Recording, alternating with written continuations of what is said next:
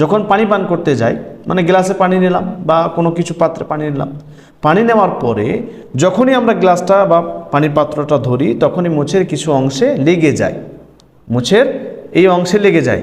এবার ভাবি আমরা কি যে এই অংশে যে পানিটা লেগে গেল সেটা যদি মুখে ঢুকে যায় তাহলে সেই কাতরা বা সেই অংশটা হারাম হয়ে যায়।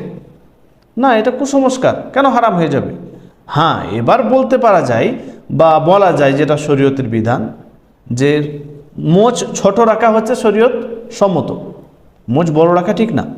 যে অতিরিক্ত আপনি মোচ বড় রাখলেন, না, এটা ঠিক না। মোচ ছোট করতে বলা হয়েছে, দাড়ি বড় করতে বলা হয়েছে। অথচ আমাদের সমাজে তো এখন উল্টো হয়, মোচ আমরা বড় রাখি, দাড়ি একদম ছেড়ে ফেলাই। এখন তো আবার স্টাইল আর কত রকম যে ডিজাইন উঠে গেছে, সেরকম ডিজাইনের সব দাড়ি রাখছে, ভাবছে আমরা সুন্নতি কাজ করছি। না, এসব কোনো সুন্নতি না। এগুলো ওই যে সমস্ত ব্যক্তি